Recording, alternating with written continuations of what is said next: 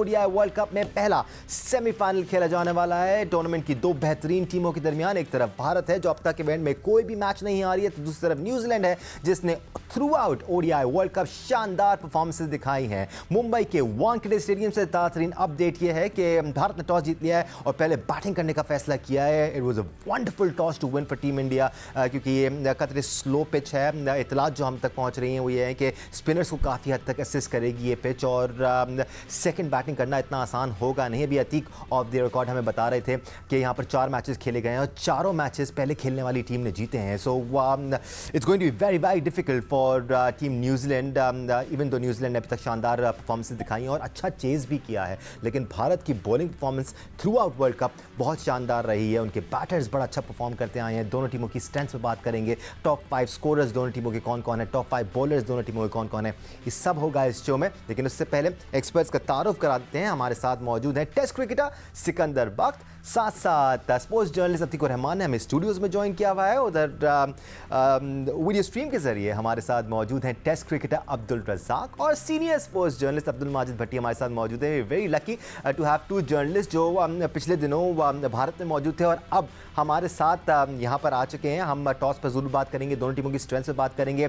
ज़रा भट्टी साहब और याया से मैं पॉइंट ऑफ व्यू शामिल कर लूँ। आज सुबह से ही भट्टी साहब वो जो पिच की कंट्रोवर्सी चलती रही, या थोड़ा ज़्यादा जल्दी रिएक्शंस आ गए लोगों ने अज्यूम करना शुरू कर दिया कि आईसीसी का ऐसा कोई रूल है। ऐसा कोई रूल है नहीं कि पिच चेंज नहीं की जा सकती। तो ग्राउंड स्टाफ जो होता है उसकी स्वाबदीद पर होता है कि वो किस तरह की पिच तैयार करता है, और जो आईसीसी का रिप्रेजेंटेटिव है वो इस पूरे मामले को ओवरसी करता है। आज के मैच के लिए वो एंडी एटकिंसन है और वो फ्रस्ट्रेटेड ज़रूर थे, लेकिन इसमें कोई मुमानियत नहीं है पिच चेंज करने पे। प्लीज क्लैरिफाई कर दीजिएगा। दानिश, जो आईसीसी का एक स्टैंडर्ड प्रोसीजर है कि ऐसी पिच बनाई जाए जिसपे दोनों टीमों को बराबर की मदद मिले। ये नहीं कि होम टीम के लिए बहुत ज्यादा एडवांटेज हो। दुनिया में जहां जहां आईसीसी इवेंट्स होते हैं वो पिचेस तो लोकल क्यूरेटर्स बनाते हैं, लेकिन आईसीसी के जो पिच कंसल्टेंट हैं एंडी एटकिंसन, आइलैंड से उनका ताल्लुक है। पाकिस्तान में भी 2-3 बार आकर पाकिस्तान इंडिया सीरीज में पिचेस बना चुके हैं। वो सिर्फ ये देखते हैं कि लोकल टीम को कोई बहुत ज्यादा उसमें एडवांटेज ना मिले। लेकिन यहाँ पर चूंकि होस्ट मुल्क इंडिया है, आपको पता है कि इस वर्ल्ड कप में मैं और अतीक जब भारत में थे, बहुत सारी ऐसी चीजें थी जो आईसीसी को करनी चाहिए थी, लेकिन आईसीसी सामने नजर नहीं आ रहा था। लेकिन न्यूजीलैंड क्रिकेट बोर्ड के जो फॉर्मर चीफ हैं वो इस वक्त आईसीसी के प्रेसिडेंट हैं।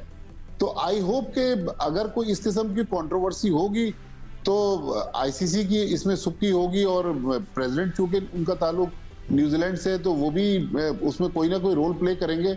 मेरे ख्याल में इंडिया ने अभी तक जो पिचेस बनाई हैं वो तो अपनी टीम के लिए बनाई हैं, उनको ज्यादा एडवांटेज है। लेकिन जो वो क्रिकेट खेल रहे हैं वो भी एक्स्ट्रा ऑर्डिनरी क्रिकेट है। ऐसी क्रिकेट दुनिया की कोई और टीम नहीं खेल रही। जनरली अगर हम देखें क्रिकेट की तारीख को अतीक, जो होम टीम होती है उसके मुताबिक ही कंडीशंस होती हैं, क्योंकि वो वहाँ खेलने के आदी होते हैं। भारत में जो पिचेस हैं वो रिलेटिवली स्लो हैं। अगर हम इंग्लिश कंडीशंस को कंपेयर करें भारत की कंडीशन से तो ज़मीन आसमान का फ़र्क तो है ना। अब इंग्लैंड में मैच हो रहा है तो पिच को स्लो डाउन तो नहीं किया जाएगा कि दोनों टीमों को एक जैसी कंडीशंस मिलें। फेयर प्ले इसी कहते हैं कि फेयर कंडीशंस हो दोनों टीमों के लिए। लेकिन दानिश, ये होम सीरीज़ नहीं है, ये आईसीसी का इवेंट है। आप होम सीरीज़ में तो आपका होम जो ग्राउंड होता है वो आप वहाँ अपना माइलेज ले सकते हैं, लेकिन आईसीसी के इवेंट में ये सब कुछ नहीं है। दरअसल सारा जो कन्फ्यूजन है वो ये है कि क्या आईसीसी के रूल के अंदर नॉकआउट मैचेस फ्रेश विकेट पर कराना ये उनके रूल्स के अंदर है या नहीं है। लेकिन इस टूर्नामेंट के अंदर कोई ऐसा रूल नहीं है कि आप नॉकआउट मैचेस जो हैं वो फ्रेश विकेट पे, और ना ही आईसीसी का ऐसा कोई रूल, ना आईसीसी का कोई रूल। 2019 में हुआ था कि वो नॉकआउट मैचेस जो हैं वो फ्रेश विकेट पे हुए थे, और जो ऑस्ट्रेलिया में 2022 में T20 वर्ल्ड कप हुआ था उसमें ये था कि आप यूज विकेट भी यूज कर सकते हैं। ये वजाहत भी कर दें क्योंकि वो फैसला टूर्नामेंट कमेटी ने लिया था। एक तो आईसीसी के रूल्स हैं और हर बड़े टूर्नामेंट के लिए चाहे जो भी स्पोर्ट हो एक टूर्नामेंट कमेटी बनती है और वो कमेटी सवाल सिर्फ ये हो रहा है दानिश यहाँ पर जो उठाया जा रहा है, जो हो रहा है कि जो एक पिच पहले डिसाइड हो गई थी उसको चेंज क्यों किया गया। सिर्फ ये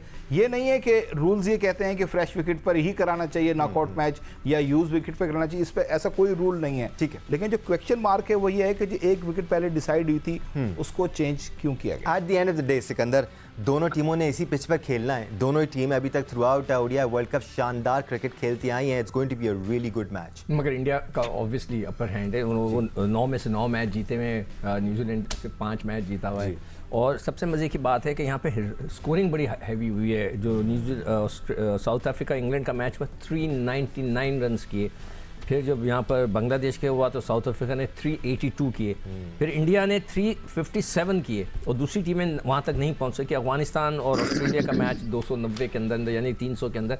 तो पिच पे रन्स हैं और वहाँ पर अगेन स्विंग भी होता है। अगर आप ये बात करें कि जी इंडिया ने अपने लिए स्पिनिंग ट्रैक बनाया तो उनके तो सीमर्स ने कमाल बॉलिंग की। बिल्कुल कोई शक नहीं है, हम बहुत वैलिड पॉइंट है ये सिकंदर। मैं तो हमेशा इंडिया की टीम को अप्रिशिएट करता हूँ और आज मैंने अपने ट्विटर में लिखा कि अगर ऐसा हुआ है कि उन्होंने पिच चेंज किए तो मुझे बड़ा अफसोस होगा, इसलिए कि इंडिया की टीम बहुत अच्छा खेल रही है। उनका जो पेस है ट्रैक है, लोगों ने तो ये भी कह दिया कि उनके लिए स्पेशल बॉलें बनाई गई हैं जो स्विंग करती हैं, तो ये भी कहा गया। मगर उनके बॉलर्स जेन्युइनली जो है उन्होंने बहुत ज़बरदस्त किस्म की गेंदें की, हमारे बॉलर्स नहीं कर सके। हम उनको वर्ल्ड क्लास समझ रहे थे तो हमारे तो बॉलर का मूव ही नहीं हुआ बॉल। आप भारतीय पेसर्स का जिक्र करें सिकंदर, जल्दी से उनके स्टैट्स भी हम दिखा देते हैं। हमने बनाए हैं टॉप 5 जो बॉलर्स रहे हैं भारत के, उसमें 3 उनके पेसर्स शामिल हैं। सबसे पहले आपको नजर आएगा वर्ल्ड क्लास बॉलर के तौर पर अब अपने आप को मनवा चुके हैं जसप्रीत बुमराह, जिन्होंने 9 मैचेस में 17 विकेट्स हासिल की हैं एट एन इकॉनमी ऑफ 3.56। ज़्यादा रन्स भी नहीं दिए उन्होंने throughout the world cup. Mohammed Shami ने 5 मैचेस ही खेले हैं सिर्फ और 16 विकेटें हासिल की हैं। 2 फाइफर्स भी शामिल हैं इसमें, एक बार 4 विकेटें भी हासिल की हैं मोहम्मद शामी ने। He has been on fire. फिर उनके 2 स्पिनर्स आ जाते हैं, रविंद्र जडेजा जिन्होंने 9 मैचेस में 16 विकेट्स हासिल किए हैं, कुलदीप यादव ने 9 मैचेस में 14 विकेट्स हासिल किए हैं, और फिर मोहम्मद सिराज हैं जो कि जो मिड ओवर्स हैं, जो ट्रांजिशन पीरियड होता है उसमें बड़ी ज़बरदस्त प्रॉपर बॉलिंग करते हुए नजर आते हैं और विकेट्स भी लेते हैं। तो अब्दुल रज़ाक, ये स्ट्रेंथ रही है भारत की, स्पिनर्स को सपोर्ट करे पिच या पेसर्स को। भारत की टीम ने अभी तक थ्रू आउट वर्ल्ड कप शानदार परफॉर्मेंस दिखाई है और इसको मानना पड़ेगा। डेफिनेटली दानिश, देखें अगर ये कह रहे हैं कि पिच चेंज हुई है, पर उसका देखें बेनिफिट तो फिर न्यूजीलैंड को मिलना चाहिए, क्योंकि रात को अगर ड्यू पड़ती है तो फिर टर्न खत्म हो जाता है, पिच और फर्म हो जाता है, थोड़ा सा फर्म मीन के बल्ले पे बॉल आना शुरू हो जाता है। और इंडिया की गुड लक देखें कि अभी टॉस जीते और उन्होंने पहले बैटिंग की है और न्यूजीलैंड भी पहले बैटिंग करना चाहती थी, जो कि पूरे थ्रू आउट में टूर्नामेंट ने देखा है जो फर्स्ट प्रेफर करती थी बॉलिंग करना। और काफ़ी मैच हारने के बाद भी इन्होंने जो डिसीजन लिए थे पहले बॉलिंग करने के, तो इन्होंने यही कहा था कि हमने ही बॉलिंग का ही सोचा हुआ था।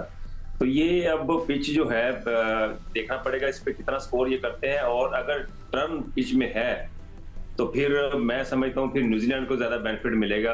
और बात फिर वही आ जाती है जैसे सीकू भाई ने कहा कि सीमर बहुत अच्छा यूटिलाइज कर रहे हैं बॉल को, नए बॉल को, और कंडीशन के मुताबिक वो आपको ब्रेक थ्रू देते हैं जिससे दूसरी टीम अंडर प्रेशर होती है।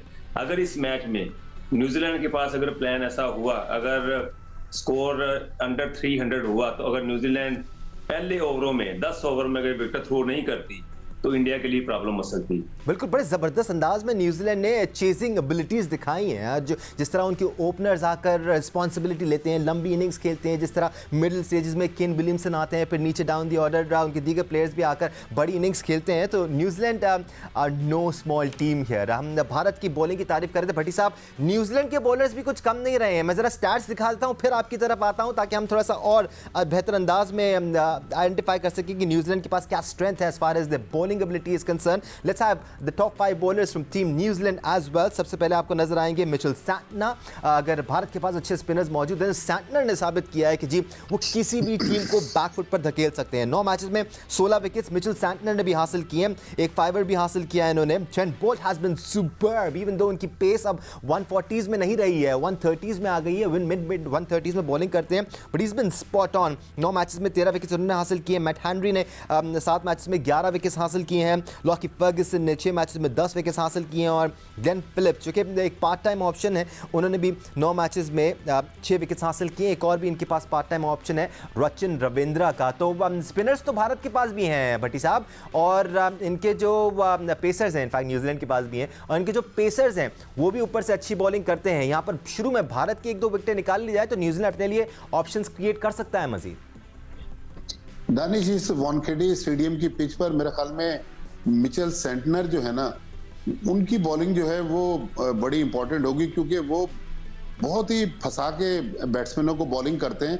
लेकिन न्यूजीलैंड बैड लक भी रहा है, जैसा लॉकी फर्गुसन अनफिट हो गए, लेकिन ट्रेंट बोल्ट उनकी बॉलिंग में है। ग्लेन फिलिप्स की आपने बात की, मेरे ख्याल में न्यूजीलैंड की टीम एक हाईली अंडररेटेड टीम है, जिसको हर टूर्नामेंट में दुनिया वाले जो हैं, जो बड़े बड़े एक्सपर्ट्स हैं, वो इस टीम को बहुत ज्यादा फेवरेट करार नहीं देते। लेकिन हर टूर्नामेंट में आप देखें, हालांकि इन्होंने आज तक कभी क्रिकेट वर्ल्ड कप नहीं जीता, लेकिन 2019 का जो उन्होंने फाइनल खेल दिया, लोग आज भी उसको याद करते हैं। केन विलियमसन खुद इतने बड़े इंसान हैं, लो प्रोफाइल में रह के आप देखें उनकी क्या जबरदस्त परफॉर्मेंस है, फिर उनके पास एक से बढ़कर एक। तो मेरे ख्याल में लोग ये जो भारत की जो 9 लगातार मैच जीतने की जो मिथ है, मुझे लग रहा है कि शायद न्यूजीलैंड आज उसमें डेंट डालेगा। अगर न्यूजीलैंड जीत भी नहीं सका तो अच्छा मैच जरूर होना चाहिए, वन साइडेड मैच नहीं होगा। अमूमन जब आप किसी बड़ी टीम से खेल रहे होते हैं तो आप ये ज़रूर कहते हैं आपको अच्छा स्टार्ट चाहिए सिकंदर, ऊपर से अगर आप 1-2 विकेटें हासिल कर लें तो आप डेंट लगा सकते हैं। लेकिन अगर हम भारत की बात करें तो भारत के 5 बैटर्स ऐसे हैं जिन्होंने शानदार बैटिंग परफॉर्मेंसेस दिखाई हैं।